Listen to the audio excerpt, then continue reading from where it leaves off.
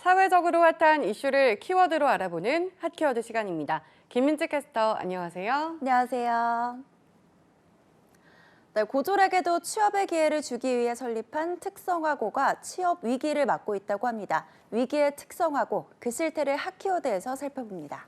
네, 대학을 나오지 않아도 전문 인력으로 성장할 수 있다. 이 특성화고를 처음 만들게 된 이유도 이런 전문 인력을 양성하기 위한 것이었잖아요.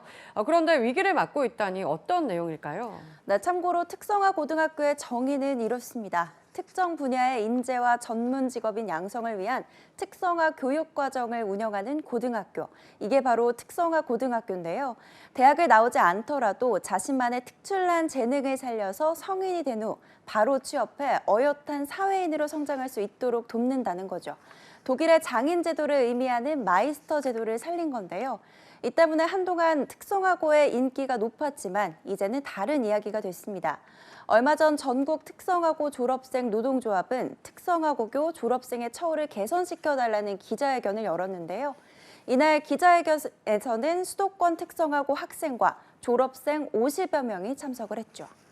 네, 한창 취업 활동을 해야 하는 시국에 기자회견을 했다니 졸업생은 물론 재학생들도 할 말이 참 많았다는 생각이 드는데 이들은 구체적으로 어떤 처우를 개선해야 한다고 이야기를 했을까요? 네, 가장 중심이 됐던 건 취업률 개선에 관한 이야기였습니다. 특성화고 노조가 밝힌 자료에 따르면 지난해 10월과 비교해 올해 대졸 이상 실업자는 3만 6천 명이 늘었는데 고등학교 졸업 실업자는 이보다 3.5배가 더 높은 12만 7천 명이 증가한 걸로 나타났습니다.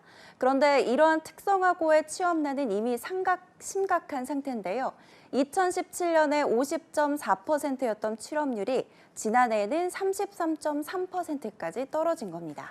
네, 산업 전체가 취업 한파를 맞았는데 특성화고는 이미 상황이 좋지 않았으니 더욱더 역풍을 맞게 된 것 같네요. 네, 그렇습니다. 실제로 기자회견에 참석한 한 특성화고 재학생의 경우 특성화고를 나오면 취업률이 70%라고 해서 들어갔는데 상황이 너무 안 좋다. 진로를 상담하는 선생님도 취업이 아니라 대학을 가라고 말한다. 졸업생 60%는 비정규직이 되는 것 같다라고 이야기를 했을 정도인데요. 대학을 가지 않고 취업을 하기 위해 들어간 특성화고인데 교사가 대학을 가라고 할 정도니 그만큼 상황이 좋지 않다는 거죠. 특성화고를 졸업한 20대 역시 졸업한 뒤에 수도 없이 면접을 봤지만 고졸이라는 이유로 떨어져서 편의점 아르바이트를 전전할 수밖에 없다라고 이야기를 했습니다. 기자회견에 참석한 이들의 말을 종합해보면 특성화고를 졸업했어도 취업에 큰 도움을 받지 못했다는 겁니다.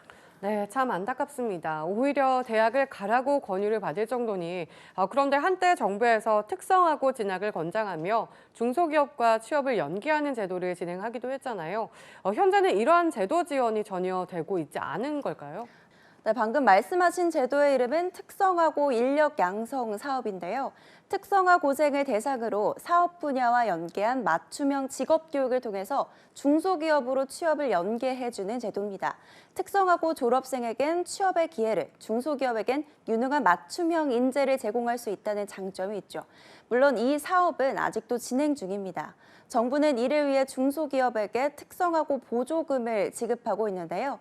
2015년부터 올해 8월까지 총 1,666억 원의 예산을 집행했으며 예산도 해마다 계속 증가하고 있습니다.